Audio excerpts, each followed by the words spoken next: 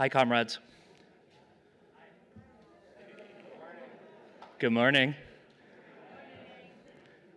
I am Jason Farbman. I am the Digital Director at JVP.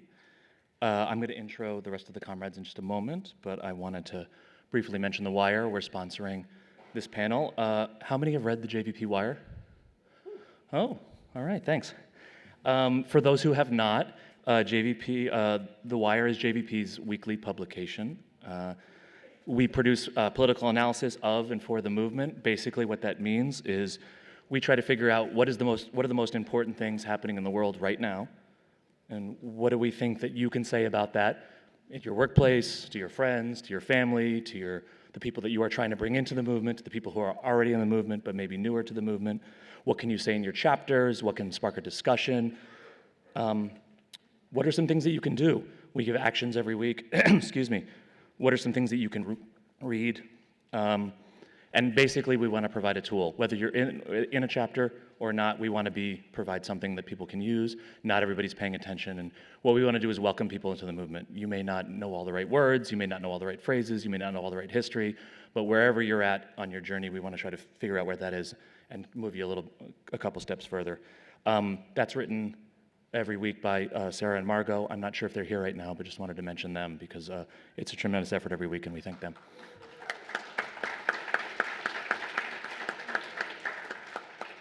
And for those of us who are not yet subscribers, you can do that at jvp.org/thewire or jvp.org/wire, either one. Okay, so really quickly, this is a huge topic, and there's people in the room that sort of probably just joined the movement, and there's people who have been around for quite a while. And so when we were trying to discuss at what point to enter this discussion, it's a little bit tricky without knowing where you all are at. So I was hoping to maybe just get like 2, 3, 4 people to just help us out and say, like, what are you here and what are you hoping to get? So I could get a couple hands and I'll come ask you. Just a couple people.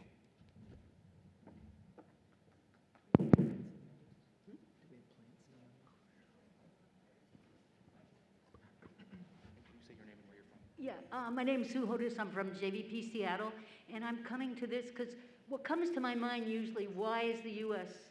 so supporting of Israel? Is I say, well, it's a geopolitical thing, and came to this because I want to expand so that I can say more things, be more fluent to talk to people. Thank you. I see. Good evening.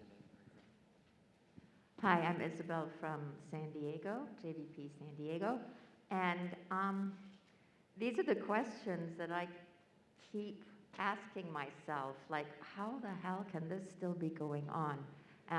But yeah, I want to get down and dirty about it. Yeah, thank you. Okay, right here. Ben from Brooklyn. We do a lot of work around APAC. And I've heard people, educated people say, if all you're focusing on is APAC, you're missing a lot, and I'd like to know what we're missing. Great, thanks. Just like 1 or 2 more, please. Okay, I see someone up in the front. Named Michael Berg from St. Louis, and I talk a lot to state legislators, and talking to Christian conservatives in the state legislature, wildly different views. Some people are very upset at what's going on, worried about attacks on the Constitution. Some people are just like Israel all the way. And so analysis who do we focus on? Liberal Democrats, conservative Christians, whether it's AIPAC, Christian Zionist, bases, oil, all these things, it's kind of important to know which one might be the breaking point for us to be able to win. Mm-hmm. We are going to have a discussion period after the conversation, so I want to get to everybody else, but we're just going to do one more so we can get into it. Hi, I'm Murtaza Doctor. I'm from Boston. So to me, this is an overarching moral issue, and the question for us becomes that when our government is involved in such a heinous transgression, what is our responsibility? Because we are all complicit here, right? Our tax dollars and our, elected congressmen and senators are essentially behind this. So just like for slavery, what do we do? All right, thanks everyone. That's very helpful actually.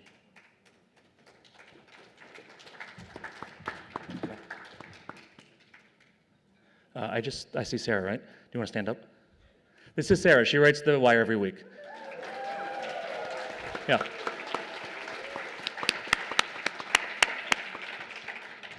Okay, so quickly, I'm going to try to go through this quickly so that I can get out of the way and we can have a discussion. Here's what I hope we get out of here together with. So I think that this is tremendous. I agree with what everyone said. I mean, U.S. support for Israel is obvious. I don't think anybody at this point can dispute that. But what I want us to leave here with is the ability to provide an explanation for why the U.S. defends, arms, and subsidizes Israel. I want an explanation that's both clear and convincing. I want us to be able to go out to our chapters and to people and be able to explain why in a clear way. And the reason we need to do this is because we've seen a massive growth on our side. Our movement has achieved something truly historic, and we do that ongoing way.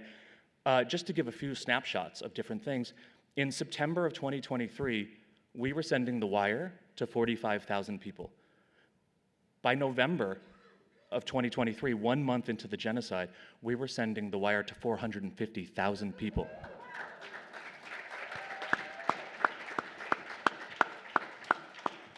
And less than a year later, by mid-2024, over 60% of this country wanted arms shipments to Israel to stop.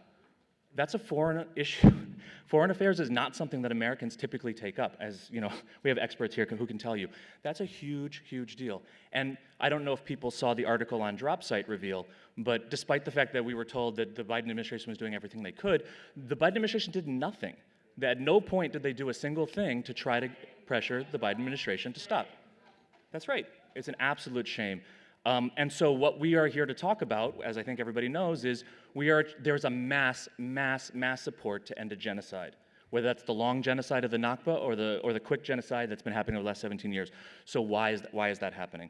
I want to introduce our comrades here really quickly, and then I want to get into some of the questions. To my immediate left is Khury Peterson-Smith. He's the co-director at the co-director of the New Internationalism Project at the Institute for Policy Studies. To his left is Phyllis Bennis. She's a fellow at the Institute for Policy Studies. She's an international advisor at JVP, and she is the author of Understanding Palestine and Israel. That book is right here, just came out. It's available at the merch room. I believe she's going to be signing, is that right? Yeah, great. And to her left is Sumaya Awad, who's the Director of Strategy at Adalah Justice Project, our very, very good partners. Yep.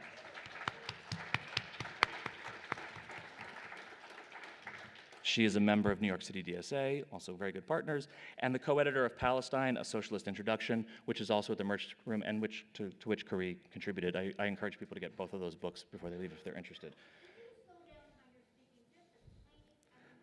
Yeah, thank you. That's not something I have not heard. Okay, so let's start the discussion. Okay, so there's lots of reasons, potential reasons. I think that a lot of times on the left, when we talk about, it's like the air we breathe, U.S. support for Israel. For our entire lives, the U.S. has uncritically and unfailingly supported Israel. I think it's less obvious why, and I think it's important that we talk about it. And I guess I want to go through a couple of reasons, and I want to have a discussion about why we think that is. So, Phyllis, let me start with you. Is it the Jews? What I mean by that is it the Zionist lobby? And I think we all know that Jews and the Zionist lobby are not the same thing. But what I really want to ask is, when we just say Israel is the 51st state of the United States, or the tail wags the dog, or whatever, isn't really the implication that the most powerful military in the history of the world, or the richest country in the history of the world, is really run by a tiny group of Jews, right? Like, it's obviously part of the story, but how do we slot this in? What do you think? Easy question. And before I answer it, because it's so easy, I just want to say one thing, which is to remind us all that this week marks the 50th anniversary of the liberation of Vietnam. And for many people in this room, that was a huge part of our own political development. For some of us, it was the way that we broke with Zionism, was because of Vietnam. The Vietnamese won the war. We didn't end the war here. They won the war. And they reunified their country. It was an amazing thing. So it's just, I wanted to just put that out there as something that we all should be thinking about, for those of us who are old enough to have remembered that day 50 years ago, and those who weren't even born yet. It's really important in how it has shaped our movements from both ends of that. So, now, the question, is it the Jews? Mostly not, but partly yes. So that's, when this panel was described, when it said, is it the lobby, is it US imperialism, is it the weapons manufacturers, I thought, well, the easy answer is yes. It's all of those and a few more. But I think one thing that's very important about it, well, two things. One is that more important than deciding at any given moment which one is the biggest reason, which one's the most important, it's the intersection between them. Intersectionality isn't only on our side. And that, I think, is really crucial. It's the way that strategic interests interact with the political interests that are part of the lobby's work, and that how both are affected by the enormous amounts of money that we're talking about when we look at the weapons industries. So that's one point. The other point is history. And history, as we all know, how we understand it starts with when you start the clock. The US has had a supportive relationship of Zionism and of the creation of the State of Israel from pre-state days. But, in my view, looking historically, the so-called special relationship didn't start until the '67 war, right? Before that, Israel got weapons primarily from France, from Czechoslovakia.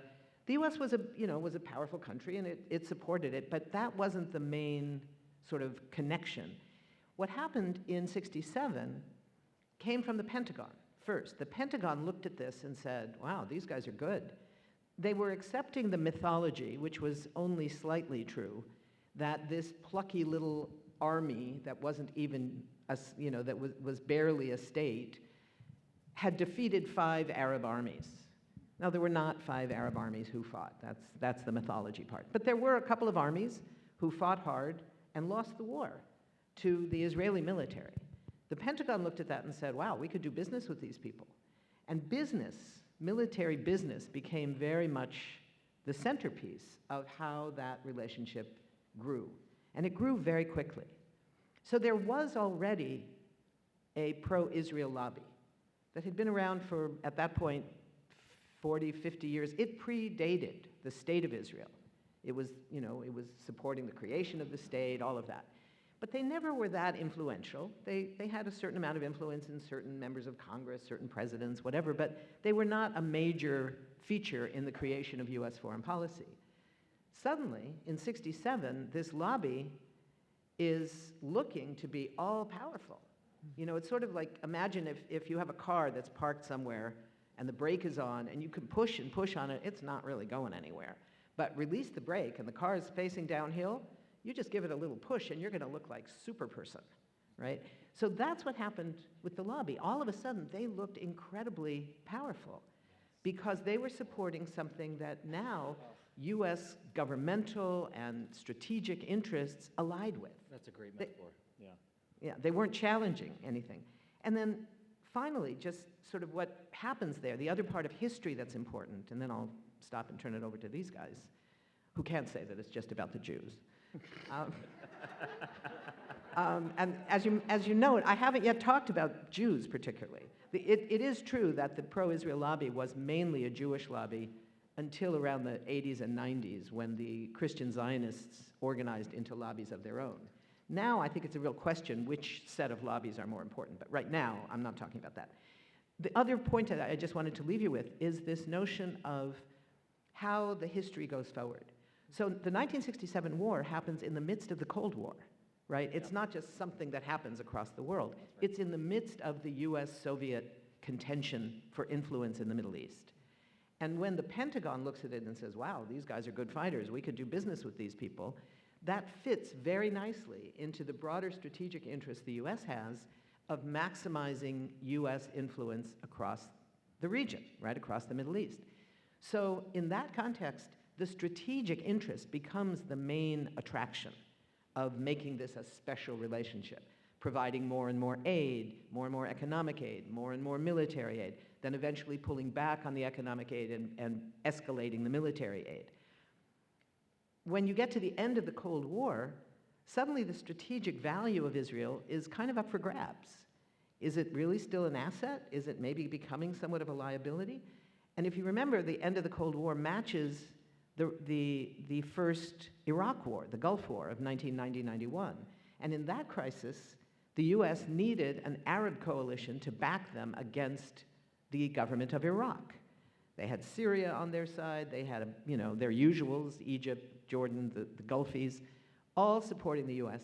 And they knew that if Israel was going to play a major role, they wouldn't have those Arab leaders willing to support them. So they told the Israelis, back off. Even if there's some bombs dropped on you, you are not to respond militarily. And that worked. The US told them and they obeyed. They knew who was the tail and who was the dog. Then when you get to the end of that post-Cold War period, which lasted about a decade, with the consequences of 9/11, 2001, suddenly things shift back again to the strategic part, because now in the so-called global war on terror, it's all about the military. And that means Israel has a lot to give to the US, a lot to be sold. There's a lot of relationships going on there. So once again, so you see this shifting between which one is more important at any given moment, but the bottom line is they're all still there. The role of the weapons manufacturers, who are making a killing in every sense of the word off Israeli genocide these days and Israeli apartheid and occupation and settler colonialism for decades before that. You still have these strategic interests that are in play, and you still have a lobby. So whichever one at any given moment might be the dominant one, you can be sure the others are right there playing a very key role, and it's that intersectionality that determines what this relationship looks like. Thanks, Phyllis.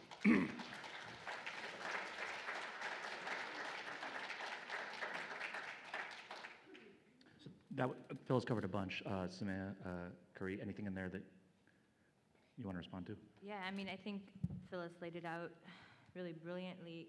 Maybe a couple things to emphasize. One is that, it's really key to understand that in the 60s and 70s, when the relationship became a very tight-knit, closer relationship, and that question that Phyllis posed of, is it an asset, is it liability? That question has been posed internally by US administrations basically every decade. And every decade it's come out as it's an asset, it's an asset, it's an asset. And with each time that it's posed and when the answer lands on it's an asset, that relationship is deepened and that status quo is deepened. And so then what it's become is this inherited political alliance, administration after administration,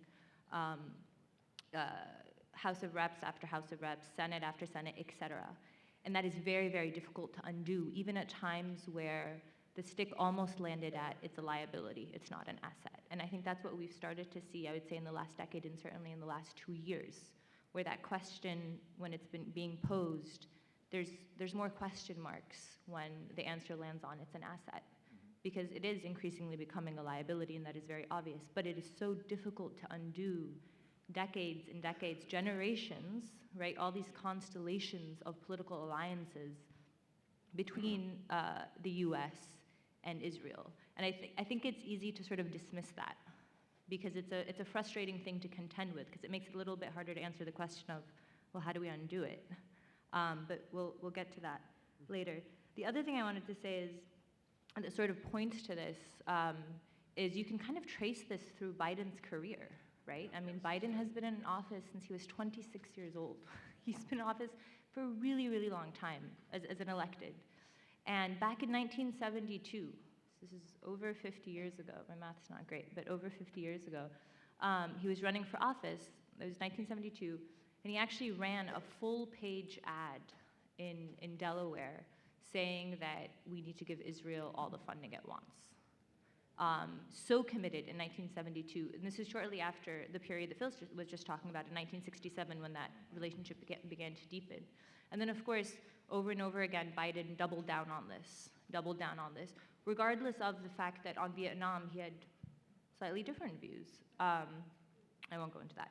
But, and then fast forward 20 years, there's this famous Biden quote where he says, if Israel didn't exist, we would have to invent an Israel, right? That it serves this very particular purpose for the US and for US imperial interests, and for the sort of powerful, the powerful look and image the US projects to the world and to itself internally.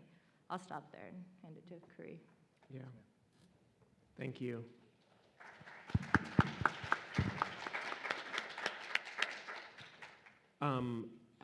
So many thoughts. I'd be remiss if I didn't start by just saying, starting with a note of gratitude. This gathering is extraordinary. This conference, it's unreal.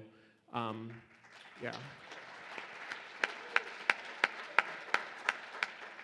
And when I was on my way here, I have a kid who texted me. She said, "Why are you going to Baltimore again?" And I told her, and she said, "Oh, I thought it was a black thing." She said, "You ain't Jewish." And I said, "I know, I'm a guest." And That could change. that's right. Hey, who knows? It's not lost on me that this is your space. This is JVP's space. And JVP, your whole work is showing up for other communities. It's extremely important, and it's also extremely important that you have your own space with each other, to orient each other and support each other. And to be a guest in that context is an enormous honor. So thank you. Very welcome. You're very welcome. Just a few things to contribute to, this. There's so many things that could be said, but one is, and we'll probably get into this a bit more, there's a tendency for the US-Israel relationship, which is a special relationship, to be seen in isolation of what all the US does on the world stage, in a way that I think is a bit of a problem. It is a special relationship, and I think that we do need to understand it on its own terms, understand its contours. But the notion that the United States would otherwise be this force for democracy, seriously, but it has been hijacked or manipulated by some lobby, flies in the face of the evidence of every day of history of this country and its daily practices, here and around the world. And so, Phyllis mentioned in the context of the Gulf War, the different Gulf Wars, the coalitions that the US assembled among Middle Eastern states, Arab states, and Israel, in support of those wars. And it's worth noting, yes, Israel receives tremendous funds and weaponry, but my goodness, what Egypt and Jordan and the UAE and Saudi Arabia, this is part of an enormous network that the US has cultivated, and not just cultivated, but for which there is convergence. These other states have decided, yeah, this works for us too. And for reasons that we'll get into, Israel has, I think, a unique place in that, but it's a place in a broader context that I think is extremely important, let alone, that's just the Middle East, let alone all around the world. And I think what we've seen, and obviously there are some strategic shifts that are going on at the moment with this current administration in terms of how the US moves on the world stage. What is evident is that the people who run this country have decided that whatever the strategy is, Israel is going to be part of the strategy. So that's really clear. Second, just on the question of lobbies, the Institute for Policy Studies, our office is based in DC, and I remember, one time being at work and then going to lunch, and I passed this enormous building that belonged to, like, Oman, like the Omani state, And I got back, I was talking to Phyllis, and I was like, have you been to that Omani place? Which is to say, it's not like other countries don't also lobby in Washington. Do you know what I mean? Like, it's not for lack of trying that there isn't some like huge special U.S.-Oman relationship. But for the reasons that Phyllis said, the relationship with Israel is particularly, the people who run this country have decided that's the one to really invest in a massive way. The last point I'll make is that you can have a set of policies and practices whose origins are structural and whose the basis for their continuing is structural, but that also take on a life of their own.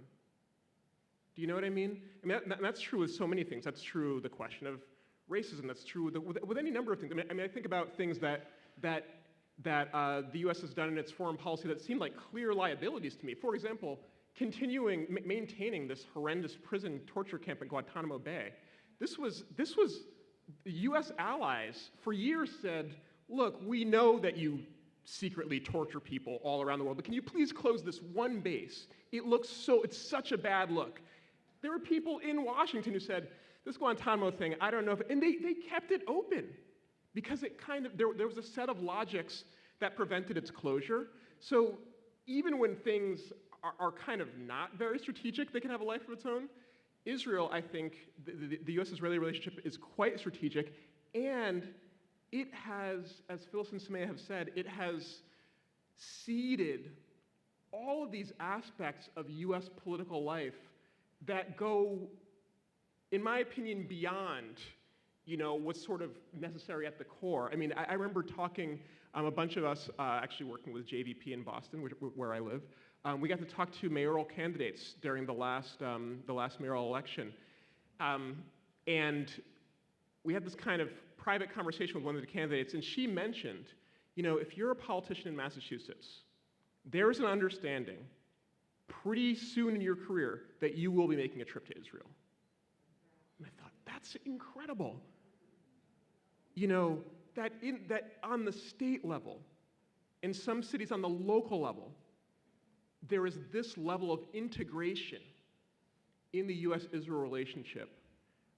So I do believe that there's a kind of set of logics that Phyllis laid out that are operating at the core, and this thing has grown into something that is so extensive, and that is precisely what all of us have been hitting, in this past year and a half when somebody said, how can this still be going on?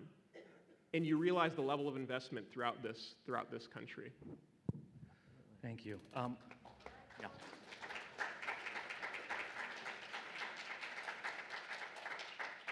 So I want to pick up there. We're talking about investment and imperialism and whether Israel is an asset, and I want to sort of wrap all this stuff and into the next question, which is, like, I think, I'm not sure how the people in this audience understand imperialism, but I think the popular conception of imperialism is dropping bombs, which it often is. But, and there's a way in which that's certainly true with Israel, that, like, when we think about the billions and billions of dollars we spent on Israel to have, like, what is equivalent to the world's largest aircraft carrier in the Middle East is, like, actually a steal. It's, like, very good use. From the perspective of U.S. military, it's a very good use of dollars. But imperialism is not just military force. It's the compulsion of other people to find it in their interest to do what's in your interest, right? It's like protection racket, Hey, it would be really good if you found it in your interest to do what's good for us. You were sort of talking about this, where it's like in Egypt. It's not just money. It's a whole host of things. But what I kept running up against is, like, we know Biden is ideologically a Zionist. He's deeply committed to it. And what I thought was that if we waged a big enough campaign that he was worried about getting reelected, that would draw him into conflict, and that did not. But the other thing is that I keep running up against, that you're saying, Sumaya, is that is Israel not costing the United States on the world stage in some regard? Their ability to say it is in your interest to collaborate with us, who are collaborating with Israel, that, like, that most of the world finds revulsive, that there are, like, Netanyahu is there's an international warrant for him. He's an internationally wanted fugitive at this point. So can we speculate for a minute or talk for a minute? I mean, you guys work on international policy all the time. What do we think about? Slow down, sorry. I'm trying to get out of the way to talk to them. The question is basically, is Israel not fucking things up for the United States on some level, that the United States isn't rethinking the relationship at least a little bit?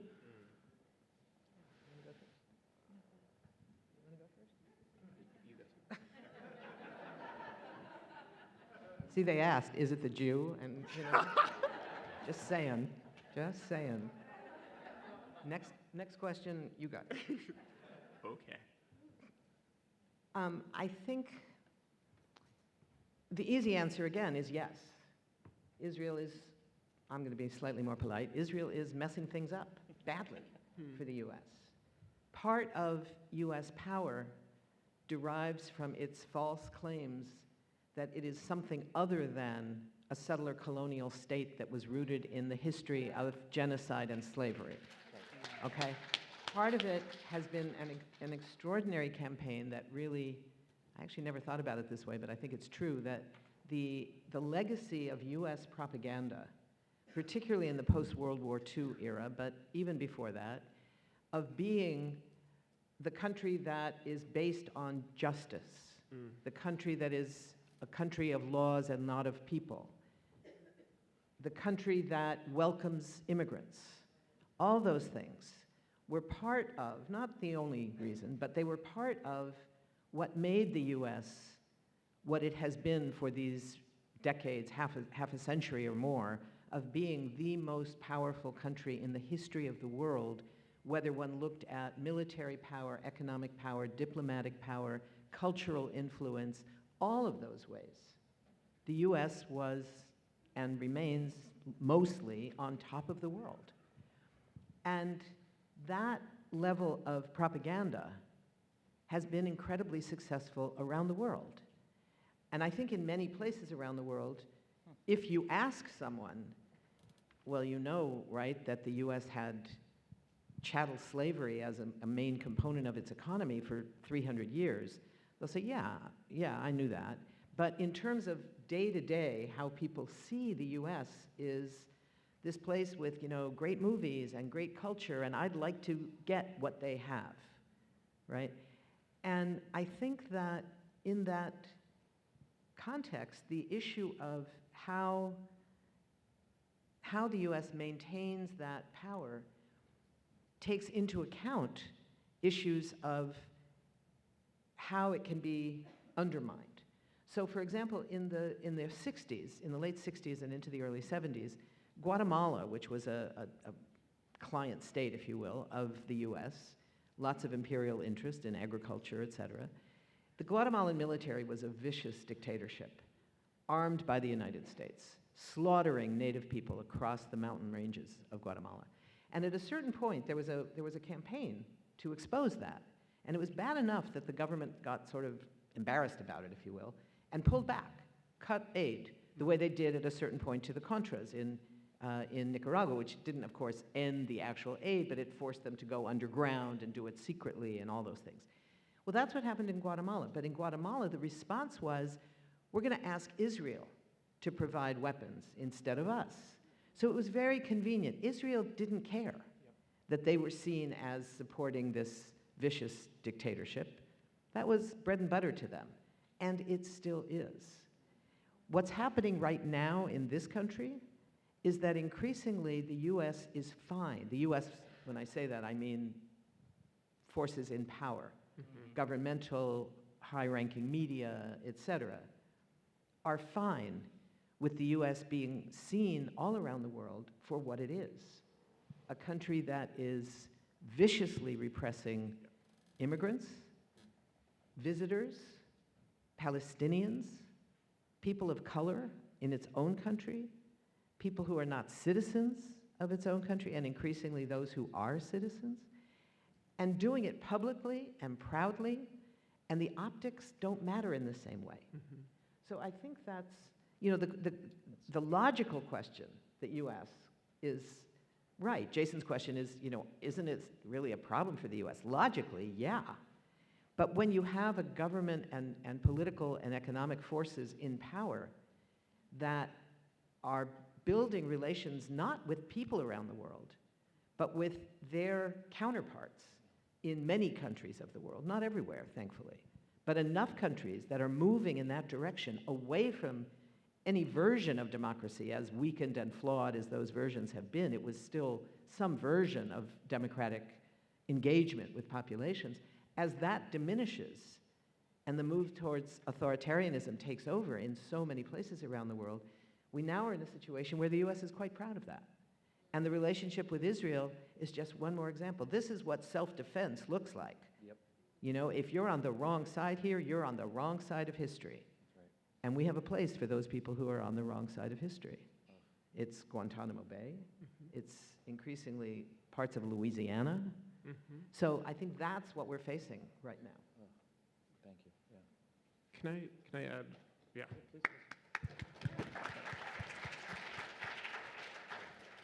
You know, I couldn't agree more, and I think that you know, what Phyllis laid out, this kind of, there was a post-World War II strategy of the U.S. establishing itself as the superpower that came with a whole ideology that the world is a better place, actually, if the U.S. is running things because of its commitment to democracy, et cetera. And I think that there's been, I think that what, in so many ways, what Trump's ascendancy, and I don't just mean the election of Trump, but a section of people in the U.S. corporate class and in the U.S. running the U.S. military who said, this might be our guy. I think that represents a rethinking of that strategy. That is, maybe actually the commitment to the UN and human rights is, we don't even need to voice that anymore. Do you know what I mean? I mean, there's been a section, there has been a section of the US elite that has at least rhetorically said, we're committed to things like international law. That also was shifting under Biden. Remember, they stopped talking about international law. They talked about the international rules-based order, which sounds silly, but there's a signal there that actually maybe international law, maybe we don't necessarily need that, but we do need a rules-based order. By the way, guess who writes the rules? You know? Trump is open about it. No rules. Right? His rule. The rule of strength. What they say it, peace through strength, right? And what Phyllis said is so right. Israel is piloting a kind of nakedly colonial aggression with the language of this is in defense of civilization and democracy.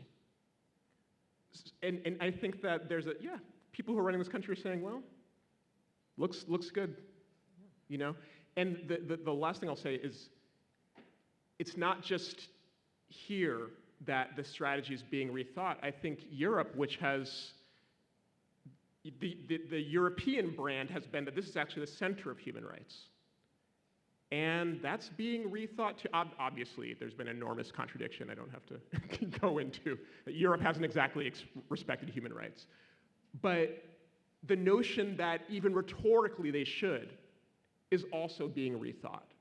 Yeah. And so is support for Israel undermining the kind of way of doing things? Well, what if the way of doing things is actually shifting? Yeah. And that portends quite a dark future, and present, obviously. The last thing, though, last thing, is that I also think that part of this is that, because as Phyllis said, even if you kind of recognize that there's a strategic interest in investing in Israel, if you're smart at governing, you also have to kind of manage what happens when people like us see what Israel is doing and see what the US is supporting and say, wait a minute, and dissent. There has to be some way to kind of manage that kind of thing. And I think that one of the things happening in Washington I think this was part of the election, actually, and the way Biden moved is, I think they were actually unaware of the extent to which Israel's unpopular, actually, or U.S. support for Israel's unpopular. I don't think that has registered. Yeah. For those of you who work lobbying know that, because we know what the polls say. Yep. The majority of Americans support ending aid to Israel, which is military aid to Israel, which is profound. You go and talk to elected officials, that has not registered. And I do think that there is a bit of a lag. So part of it is that if they were better at what they do, they would be more aware, actually, that they have to speak to this sentiment. And I don't think that they get it. I think that's also happening. I mean, some get it and don't. Trump gets it. He doesn't care. There are others for whom I don't think it's registered. I'm going to add a few things. I'll start where Khury left off. I think it's somewhat that it hasn't registered, and I think it's also that there is great power and money behind things like AIPAC. That's right. And there's a lot of fear of that stops people from wanting to speak out. And it's almost like, especially after October 7th, since the genocide, it's like a big performance. It's like a big charade where everybody knows there's a genocide. They all know, right? Yeah. They read the news. They have their staffers that tell them. And they play the part of like, no, it's not. Here's the script for how you lie and cover up for it, et cetera, et cetera. And it's this giant performance, regardless of what the polls say. And I think this became very, very clear, clear as daylight with what happened to Cori Bush and Jamal Bowman, Yep. right? Regardless of what disagreements we might have with various policy decisions they've made, where because Bowman said genocide, because Cori Bush introduced that ceasefire resolution, where at the very beginning, in those first few weeks in October, saying the word ceasefire was so taboo, right? Like staffers were sending emails saying, don't say that word. It was like the worst word. Fast forward a little under a year, and you had Harris saying at the Democratic National Convention, right? And that became like the new bottom threshold, whatever. And then AIPAC come out in full force, spending tens of millions of dollars to defeat Cori Bush and Jamal Bowman over these words, over narrative, right? There was no material change in what money was going to Israel because of what they were saying, right? That came later with Bernie and of course was defeated. But it was about the word ceasefire, it was about the word genocide. And sometimes when you see where the Zionist lobby puts its power and money, you see what's working. It gives us an indication of which of our strategies is something they fear. And that's helpful for us to know. And I think seeing how they responded to ceasefire, to the word genocide, et cetera, really showed the might and the money behind what happens in electoral politics. And is also, of course, an example of why it mattered that there was someone like Cori Bush in Congress in October 2023, or Jamal Bowman. It matters that there's someone like Zohran Mamdani in the State Assembly in New York, or that is running for mayor. That these things, seemingly small, and what's one person going to do in this situation, et cetera, et cetera, et cetera, that actually down the line, it bears fruit. And it's about knowing how do we strategically use these things? How do we mess with the narrative? I mean, so much of the work of JVP is, of course, an example of this. And that's really, really key, I think, in trying to understand why does the US still support? Why are there people who obviously know the truth? Why aren't they speaking out? What are they afraid of? And to just not underestimate the power of various lobbying groups, and not just AIPAC, but there's the other smaller ones, and the Haim Sabans, et cetera, that are important. The other thing I wanted to mention is the power and the importance of understanding the Islamophobia and anti-Palestinian racism that underlies so much of the ability of US media, US administration, US establishment, and frankly, just the average American, although again, I would argue after October 7th, something big shifted in allowing things to happen, in allowing, as the physician and the Holocaust survivor, whose name I always mess up, but I wrote it down so I don't mess it up, Gabor Mate, I don't know if I said that right. who said, quote, "It's like we're watching Auschwitz on TikTok," right? It's so blatant, it's so clear, it's in front of us, and yet nothing is shifting. So we can fast forward to like the 60s and the 70s when the US started to support Israel more. A big part of that was because they were trying to defeat also the spread of communism in the Middle East, right? And there were all these liberation movements popping up, and they were afraid of the Soviet Union. Fast forward to the Arab Spring, there was another reason why the US doubled down support for Israel even more, why it was under Obama and Biden where the Do Aid package came out, the $38 million.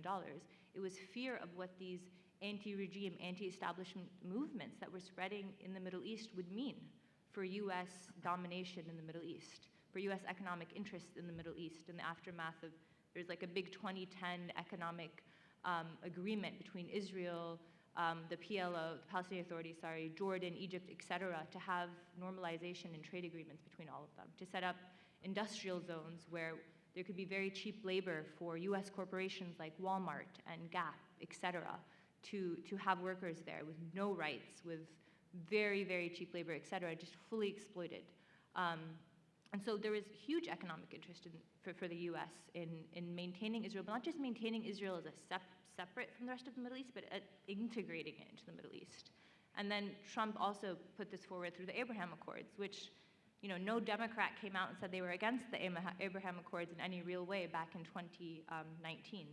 And so this is all part of successive US administrations across party lines.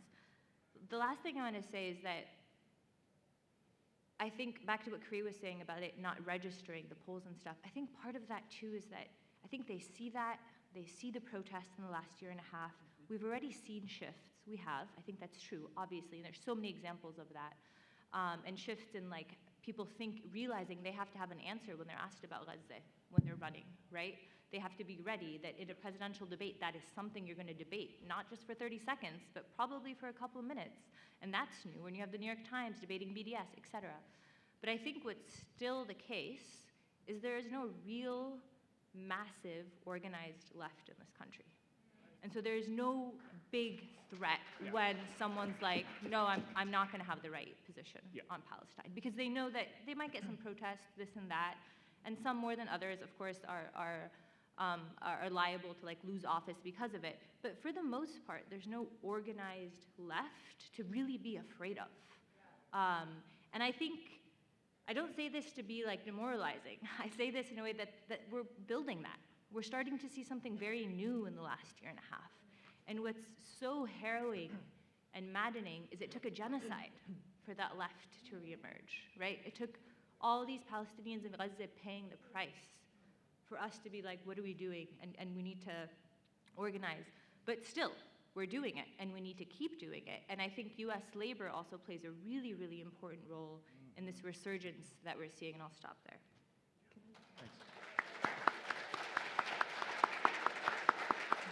This point that Sumaya just raised is so incredibly important. And I wanted to just add one point to something you said earlier about the question of anti-Palestinian racism. Because I think this goes particularly to our work in JVP and in our understanding of what this special relationship is based on. Racism was at the core of it from the very beginning. So what I said about the role of the Pentagon in initiating this special relationship on a military sense is absolutely true. And what was also true is there was, from the beginning, in terms of US neo-colonial and other exploitative relationships across the Middle East, there was this sense that Israel is going to be closer to us than anybody else because they're white. Now, it wasn't true, still isn't, in terms of who make up the Israeli Jewish population. I mean, I'm not even talking about the 20% of Israelis who are Palestinian, but of the Israeli Jews, and those who sort of posed as Jews when they came, for example, from the Soviet Union, it's a minority who are Jews like me, Ashkenazi Jews, European Jews. If you put together all of the Sephardi and Mizrahi Jews, the Jews from the Arab countries, from Turkey, from Iran, the Ethiopian Jews, that's been the majority for a long time. But the elites were and are overwhelmingly Ashkenazi, which meant that for US officials, diplomats and others, the only Israelis that they ever met were people who looked like them, A lot of them were them. They came from Brooklyn. So that was real. But there was this sense that Israel is a white-dominated state. And that made it a whole lot easier. There was a sense, yeah, we have good relations with Saudi Arabia. They're kind of on our side, and Jordan and Egypt. But at the end of the day, they're Arabs. You can't really trust them the way we can trust these white guys. So the question of how racism plays out has been there right from the beginning of this special relationship. And it's still a big component of how the justifications of genocide go forward, with the racism at the core of it. Thanks, Phyllis. We have a little bit of time left, and I want to open it up for discussion. Usually in sessions like this, we have time for Q&A, which is important because we have 3 speakers that know a ton. But I also want to hear if people have some thoughts of their own. I see a number of hands going up already. In order to make sure that we have time for we probably won't get to everybody, but in order to make sure we have time for as many people, I'm going to ask people to keep it very short, like a minute, maybe a minute and a half, just like try to make your point, and I'm going to try to wrap you up, gently. And if people can say their name and where they're from, that would be great, just to get a sense of where everybody's coming from. Okay, great, go ahead. My name's Eric. I'm from Denver, and I was just wondering if there's any thoughts on the role of things like the war reserve stockpile that Israel holds. There's 4 sites that hold multiple billions of dollars worth of ready-to-go weaponry and equipment that Israel can use in certain circumstances, or the U.S. can use to launch rapidly when they want to do something throughout the Middle East. Okay.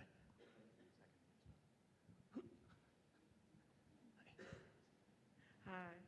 I'm Leila McDowell, or Jasmine Summers. I'm in New York. Hi, Phyllis. So good to see you. Quick question. Back in the day when there was the Soviet Union, this would not happen because there was a countervailing force. And for those of us who are veterans of the anti-apartheid movement and stuff, we know the role that that played. In the international sphere now, Arab countries are quiet. Basically, the people are not. Is there any countervailing force to the Holocaust that is going on right now at all? That, because of the economic interests of U.S. imperialism, are not bowed by that. The second quick question, and you may have addressed this, so if you did, I can just read something you wrote. But the other one is, what are the economic drivers in terms of taking over Gaza, the West Bank, and ersatz Israel, et cetera, that is causing the imperialism to be so immoral and unconscionable on this policy? Thank you. Good morning, Nabil Abdessater. I'm from Lebanon, friend of Phyllis. Phyllis I've seen a few times. Thank you for being here. At the expense of sounding simplistic, I have a very quick question. We keep talking about the strategic value of Israel. For the life of me, I'm 68 years old. I lived in the Middle East, 22 years, 23 years. So, my life, we keep talking about the strategic value. I really need to understand what the hell is that strategic value, because it could not be economic, it could not be military. Because economic, there is 400 million of us, there is 8 million of them. It could not be military because Saudi Arabia is the largest weapon purchaser of the United States, over 100 billion a year. So we're buying a whole shitload of stuff from them. And instead, in terms of militarily, they don't have to come and kill us. We're killing ourselves. We're doing a very good job. So they don't need to be there to either control us. I know they're agitators. That's been their role. But we've been agitating ourselves in the Arab world and the Muslim world. I really fail to see what the hell is that strategic value is. Thank you. Hi, my name is Mervet Judah. I'm from California, and I'm so happy to be here. I'm in the first space I've been in that I don't feel like I have to fight for the values that all of you have been preaching for the past 3 days. My question, so I advocate a lot in DC and in Sacramento for our values, and it's very frustrating. And I have a Congress member, a freshman Congress member, that is going to be going to Israel. He just let me know. And I don't know how I'm going to handle that. And the defense is that, well, I'm going with J Street. And it's very, this is something we have to deal with because the person that he beat is a terrible person. I think he's a better person. So how do you handle that? And number two, I want to comment on what you were saying about Jordan and Egypt, and like that leadership was praised by the U.S. to protect the occupation, to make sure to put us Palestinians on check. So I want to say that as somebody who's been to Jordan multiple times, and I know people in government, that is the reason. So it's not like the country is corrupt. The leadership is corrupt, and the U.S. placed that leadership there, along with, you know, the European countries, to make sure us Palestinians don't go back home. Thank you.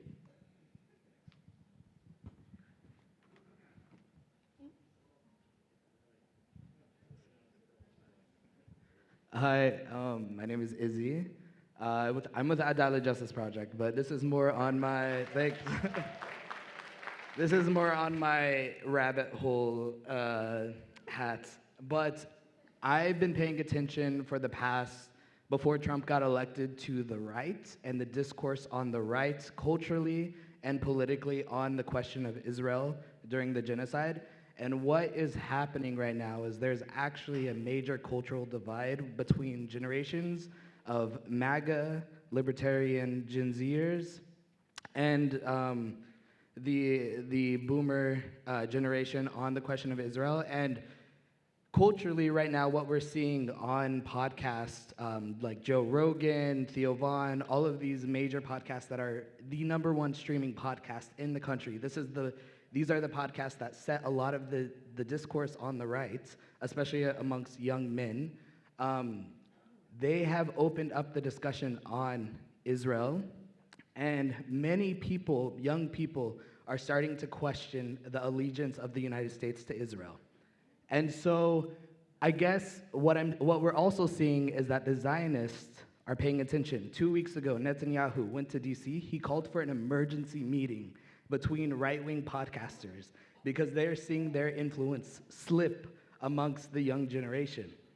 And even within the Trump administration, it was reported 2 weeks ago that when Netanyahu went to DC to meet with Trump, he was basically begging Trump, like, we need to bomb Iran, we're ready, everything is set. Because there was insider information where Tucker Carlson had, he basically went on a campaign saying, no, we can't bomb Iran, no, we can't bomb Iran. So inside the Trump administration, there's a power struggle between the neoconservatives and the America Firsters like Pete Hegseth, J.D. Vance, and Tulsi Gabbard. So any thoughts on that? Because I think that if there's any opportunities, and also the unintended consequences of supporting that as well, but I just wanted to bring that to the discussion.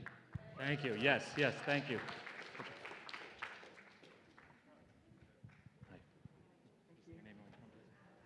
I'm Teresa, I'm from Brooklyn, and I'm just curious that in the conversation about lobbying, and everyone tends to focus on AIPAC, when CUFI, Christians United for Israel, is twice the size of AIPAC and has twice as many members and sends more money to Israel. So it seems like that's an important thing to bring into the conversation, not only because of their lobbying money, but also their ideology. Yes.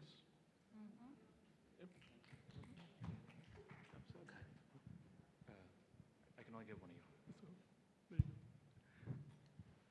You sure? Thanks. Okay.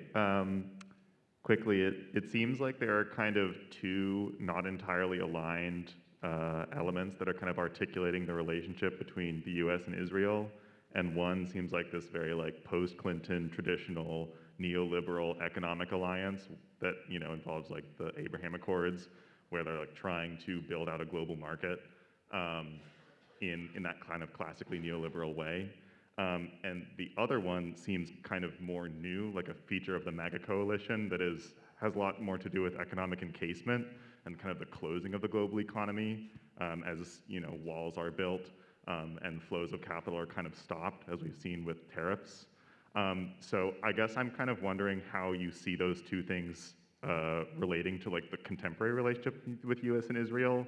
And if you think one kind of undergirds the other, or like which one you think about as being the kind of like underlying force here, which one is going to lead, which one follows?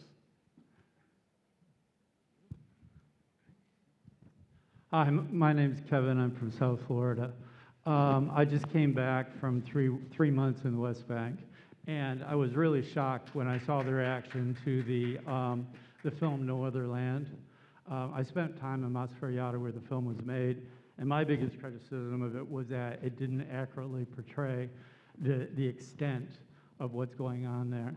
And the fact that streaming services like Netflix, Amazon Plus, all Hulu, all of them refuse to show that film when it actually underplays the reality. I mean, it's not even an accurate microcosm of what's going on. What does that say about the Zionist influence in this country? Okay, we have time for a couple more. Hi. JVP San Antonio.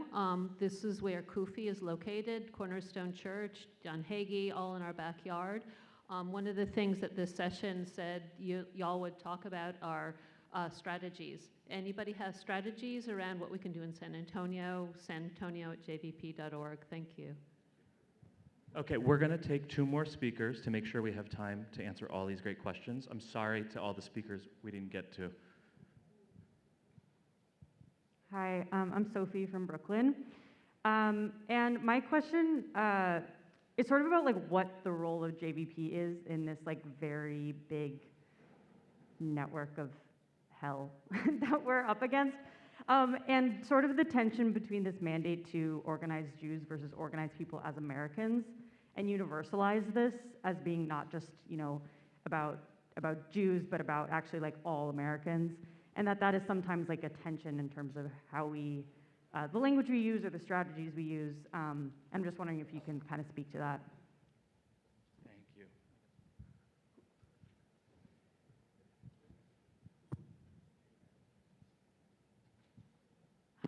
Hi, I'm Lynn from Philadelphia. I'm wondering if there's time to just talk a little bit more about the economic motivations of the United States to, you know, in the Middle East, because most people think that it's just oil. So what else? I mean, maybe it's manufacturing, but if you can give a little bit more information about that. Thank you. Oh, great. All right, thanks. So can we just go backwards? I'm going to say a couple things at the end. Can we go Sumaya, and then Phyllis, and then Khury? Okay, do you mind? Can we do it like in one round? Oh, yeah, let's do that. That's a great idea. Okay, so there's a ton of questions, so we're going to go 2 rounds here so we can make sure that we answer them and then maybe get a little response. I'm not going to touch on everything that was asked, but all great questions, and hopefully we'll have lots of time to talk throughout the rest of the conference. I want to start with what several people have raised around, like what is part of the economic motive. And one thing we haven't mentioned or talked about in depth from the front is the weapon manufacturers, the US weapons manufacturers that are making so much money off of the genocide in Gaza. In fact, within 3 weeks after October 7th, or 2 weeks, on October 24th, 2023, the CFO of General Dynamics said in a earnings call, quote, if you look at the incremental demand potential coming out of that being the bombings of Gaza, the biggest one to highlight, and that really sticks out, is artillery sales. So very early on, they were clear that they were going to make so much money off of the genocide. And the money, the US military funding that goes to Israel is almost entirely recycled back into US weapons manufacturers, because there's a specific clause in the military funding package that goes to Israel, and that only exists with Israel, that they need to spend the majority of it buying weapons from US weapons manufacturers specifically. There used to be a clause in there that said 26% could be used on subsidizing Israeli weapons manufacturers. But in 2016, when Biden flew to Israel to sign the $38 million aid package, they began working on taking out that 26%. So almost all of it would be spent on US-made weapons. And there's a lot of data that's come out that shows just how much companies like Lockheed Martin, Raytheon, General Dynamics, et cetera, have made off of just the genocide in the last year and a half. And I think that's really important. That is a motive. And it goes back to the larger picture, which is that, you know, when we say who's benefiting off of this relationship, the reality is the ruling class in the US does benefit off of this. They benefit a lot out of this. And the fissures that we're starting to see are precisely because now it's starting to be a question of like, well, will I get voted if I have this opinion or that opinion? And that's creating some little changes. But in general, they make so much money off of war. And that's always been the case. And that is especially the case with Israel, while the rest of the people, the rest of the American working class pays the price. And to what Phyllis said earlier, our oppressors are very well connected. They understand how much their relationship with one another is profitable, right? Borders don't exist for them in the way that they exist for us. Borders don't exist for profit in the way they exist for us. Trump is changing that a little bit, but I won't get into that. The other thing I wanted to say, and then I'll pass it on, is about, like Jordan, Egypt, et cetera. Several people mentioned this. I mean, I think it's really important to understand that, and this is why the Arab Spring was so important, that there is no free Palestine without freedom for the Arab working class and vice versa. And that's what made the Arab Spring so powerful. And Israel recognized that, and the US recognized that when people are calling for the fall of Assad in Syria and the fall of Mubarak in Egypt, et cetera, in Tunisia, Yemen, that all is going to go back to also the fall of apartheid and occupation in Palestine, that you cannot separate them. Those borders are so new. And that when Palestinians rise up, whether it's in the occupied West Bank or in 48 or in Gaza, that has an impact on the Arabs in all these surrounding countries. And we saw this when there were marches to the border between Jordan and Palestine, and likewise in Lebanon, now with what's happening in Syria, et cetera. I'm not saying it's not complicated. It is incredibly complicated. We have been under multiple rounds of colonial rule. And to the person over here that said we're eating each other alive, we don't need someone from outside to do that. That is precisely because of imperialism, right? That all of these divisions have been sown, that class has been sort of become such a rigid thing, that there is an Arab ruling class that quite literally makes money off of Israel's occupation of Palestine. There's a Palestinian ruling class that makes money off of the oppression of Palestinian refugees. And that is all by design, because that is how you keep the oppressed oppressed. Yes. That is how you instill fear in them. That is how you make sure they can never work together and they buy into the propaganda of the identity and the ethnic roots, et cetera. And we're seeing that play out, and it is so maddening and enraging, because it wasn't always that way, because it's such a recent phenomenon. And I would also say that the fact that the Arab Spring happened a little over 10 years ago is also a glimmer of hope of what is possible. Even though it was quashed, it's a glimmer of hope of what is possible. But it is not inevitable. Nothing is inevitable, and we have to organize and work to get to that.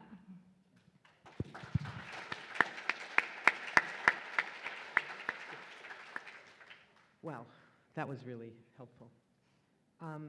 I wanted to answer or speak to a couple of the questions that ultimately come back to us, that come back to issues of organizing and strategy.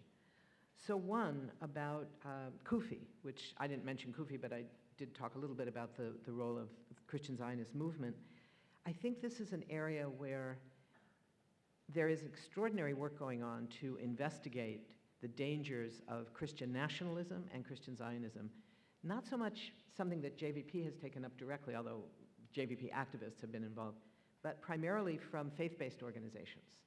So organizations like the Cairo Center for, what is it called? Cairo Center for Social something, somebody help me out, something like, well, the Cairo Center at the university in New York, and the Poor People's Campaign and Repairers of the Breach, people like Reverend Liz Theo-Harris and Shali Gupta-Barnes, who's here, and Reverend William Barber, have really been taking the lead on going after both the theological dangers that they see from a Christian vantage point, a progressive Christian vantage point, and the political dangers that we all see in this, both the theology of it that says, that this is all tied up with the second coming of Christ, and before that can happen, that all Jews have to be gathered in the state, in Israel, essentially, in Palestine, and that at that point, they will either convert or die. It's not a great choice, if you happen to be Jewish, but, that's... So I think that the connections, that's not that funny. the connections between our work and the work of our colleagues in other parts of faith-based organizations becomes a really important part of how we see our coalitions. And something going forward, having representation from more faith-based organizations here and speaking would be an important part of that. Another aspect that somebody mentioned is this notion of what are the countervailing pressures when we see how the U.S. is functioning globally. What are the countervailing pressures that exist now that are different, obviously, than during the Cold War, when you had the world, in both at the governmental and at the public level, so divided between those who supported the U.S. and those who supported the Soviet Union in the context of national liberation movements, et cetera. And I think that we're seeing a couple of parts of that all come back to us, that come back to not just JVP, but to social movements globally, and particularly social movements here in the United States. So one classic example that has, for me, been the one thing that's made it possible to breathe through so much of this last 18 months of such terror and such bloody horror has been the role that South Africa played at the International Court of Justice. And I think that it's not only the notion that for the first time, Israel is being held accountable for its crimes. We don't know exactly how that's going to play out, but even at the preliminary level, the determination that their actions are plausibly genocidal is historic. It's huge. But it's also important to recognize the role that South Africa is now playing in saying that these institutions like the International Court of Justice, like the United Nations, like the International Criminal Court, like the General Assembly of the UN, which were all created in the context of the post-World War II US-dominated era, that were designed to maintain that, that consensus is being shattered. And what the South African case at the ICJ said was that we in Africa, we in the formerly apartheid country that overthrew that system to build a new nation on our same land without anybody being forced out, we also have the right to use those instruments of global influence and global power. So it's an extraordinarily difficult and important challenge.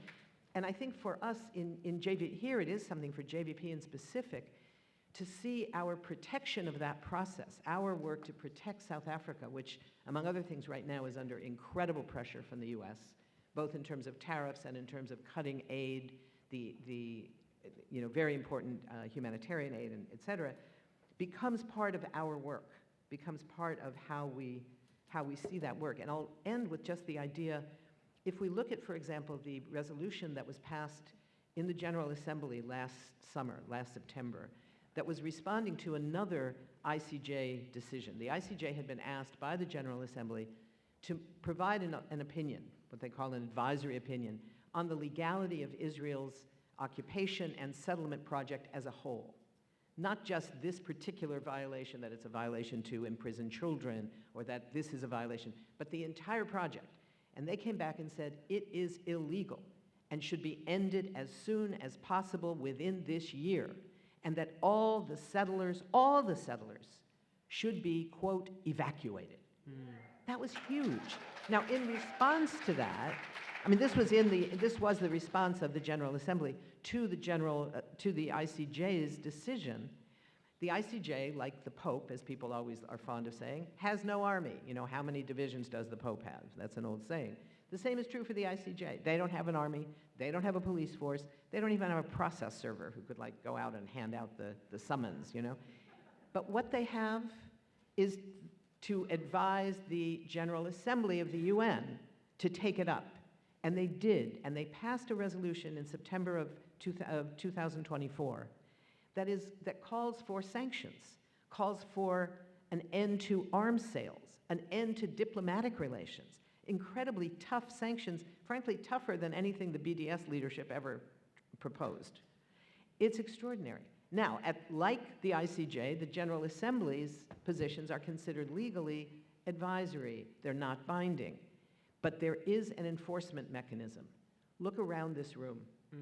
We are part of the enforcement of that mechanism because we have a model of how that worked. In the 1980s, when apartheid South Africa was also going to the General Assembly, when the Security Council was paralyzed because of US vetoes, they went to the General Assembly and they passed resolution after resolution after resolution, calling for sanctions, calling for an arms embargo, calling for a banking embargo, calling for divestment, all of that. And countries around the world started to implement it because people just like us were mobilizing in their capitals, putting pressure on them to say, this is what you've got to do. To abide by international law, we've got to stop trading with South Africa. And they stopped, one after another, and eventually the US was under such pressure that they allowed the Congress to go forward and pass sanctions against South Africa. It's the same model for us. Other countries are going to do this before the US does. But their work will make it possible for us to do that as well. So that model is something that we can look forward to and use as we take up our own work.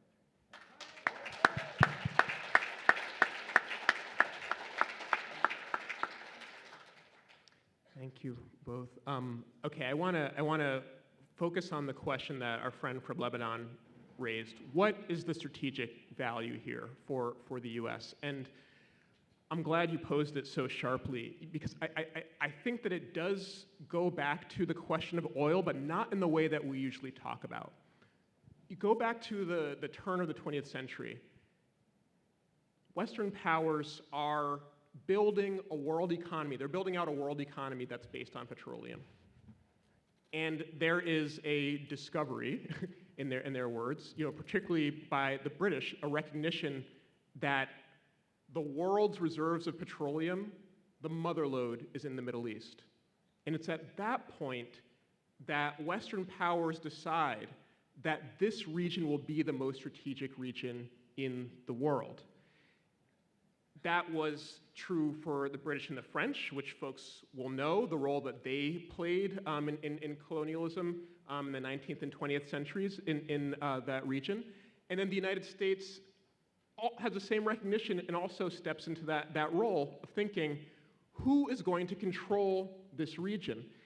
And what's different, what I'm trying to offer that I think is different from how we usually talk about it in this country is, yes, there's a recognition that oil comes from the Middle East, but it's not just that, it's not oil for the consumption by the US domestic market.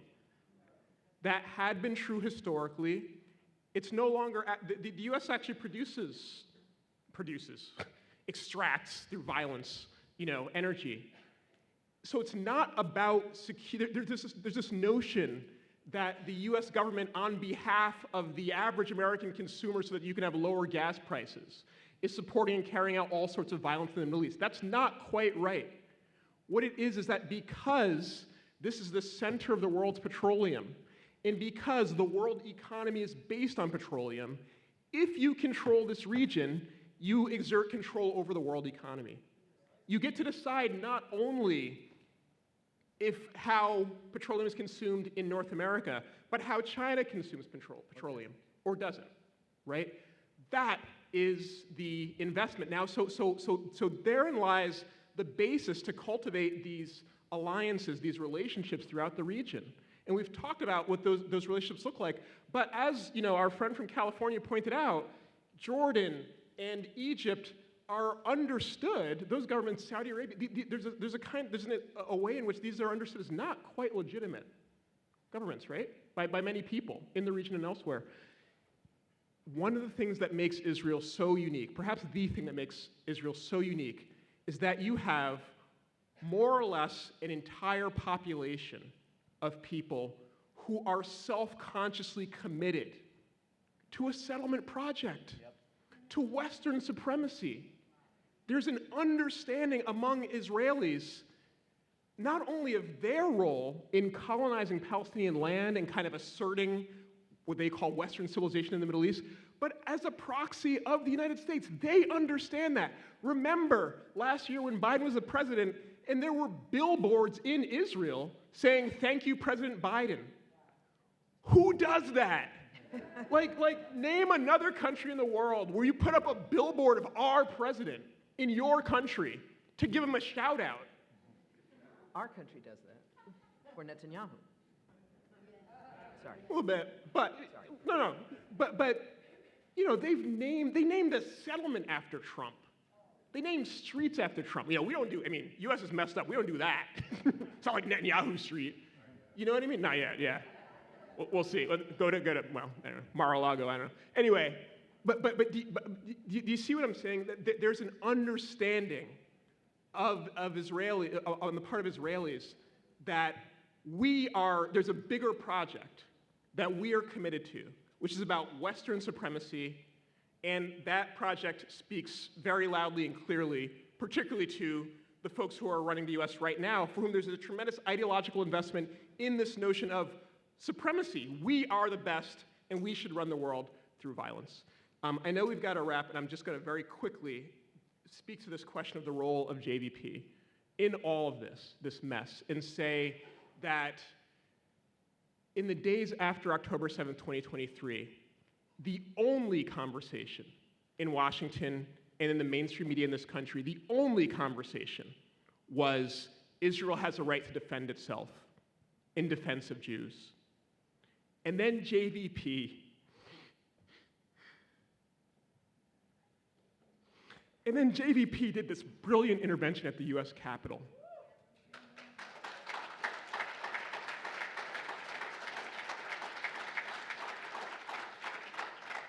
And I say this as somebody who's part of this movement that is quite a diverse movement, that has incredible Palestinian leadership,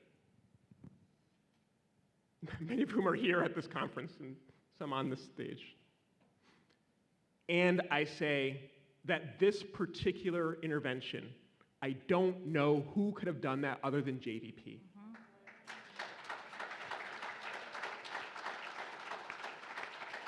And so I want to express gratitude and honor the work, not just of the people who were in that Capitol that day, but those of you who have slogged for years to build this organization for this moment, not for the moment when we win, which we know will happen, for this moment where we're trying to figure out how to win, and how crucial JVP is in all of that.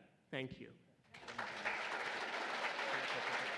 I'm just going to build off of what Khury just said, and to answer the question about what strategies do we do, think about who your audience is. Who can you reach that others can't? At your campus, at your job, etc.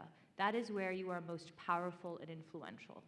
That means that your messaging is not going to be the same as my messaging. It probably shouldn't be if we're trying to target different audiences. That means your tactics might be different, and to embrace that. Because that's where you're most powerful. It's not about sounding the most right. It's not about sounding the most radical. It's about how do we get the change we need? How do we convince the people that need to be convinced, and then we mobilize them, and then we organize them? And that's hard, but I think that's the first step, is say, who is your audience? Who can you reach? You, each of you. And then have an answer to that. And AJP has a great website called Genocide Gentry that we created with others. Go look it up. It has all these targets. Find the one that makes sense for your city or your town or your state or your campus or your workplace. And start small. Starting small is the only way we get to reach the big numbers. Thanks. And, yeah, sorry. Thank you. It's Genocide Gentry. Genocide Gentry. It's a fantastic website. And just to conclude, I just want to put my organizing hat on for a moment, and I just want to draw two critically important conclusions for, as people who are dedicated to fighting each day for a free Palestine. From this conversation, I mean, we've done mostly analysis, but I do want to talk about organizing because I think we all wound up there, and I think that's the point of the analysis, is to figure out what to do. One is a little glum, but I want us all to walk out of here with an appreciation of the gargantuan imbalance in power between our enemies and us. Like, we don't have the most powerful military in the history of the world. We don't have a $1.5 trillion arms industry. We don't have an $855 billion media industry, right? We don't have these things, right? We do have things, right? We have JVP, we have Democracy Now!, we have AJP, we have beautiful allies and speakers. And that's incredible. We have people power. We always say we have people power, and that is important, and that will get us through the finish line. But people get exhausted, and they get demoralized, And I hear exhausted members all the time wondering where we've gone wrong, and what slogans we got wrong, and what demands we got wrong, and what strategies we got wrong. How did we not end the genocide yet? How did we not end the occupation yet? I mean, sheesh. We are doing something historic, and I want to take a moment to recognize that. Like, in our database alone, we have 750,000 people. That is not all Jews. There are lots of people who get excited about JVP that wind up on our mailing list. But let's say half of those are. That's 350,000. There's 7 million Jews in this country. We have 5% of American Jews with JVP right now.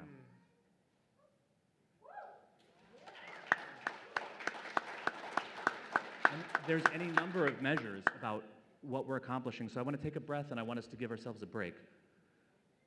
The second is, and just very quickly, is a sense of the long timeline we're on. When we think about the wild imbalance between what our enemies have and what we have, we're on a long timeline, and we're not going to defeat our enemies overnight.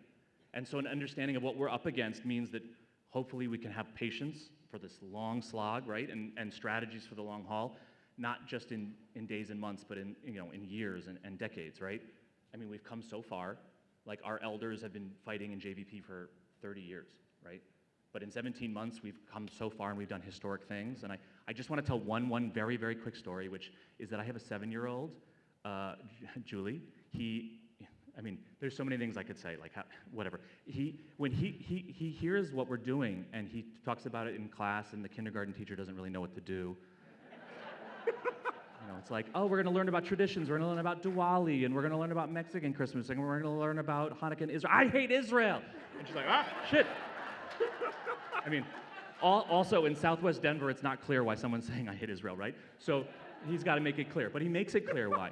And he says, when I grow up, I want to either be a scientist, or I want to be a basketball player, or I want to be a JVP.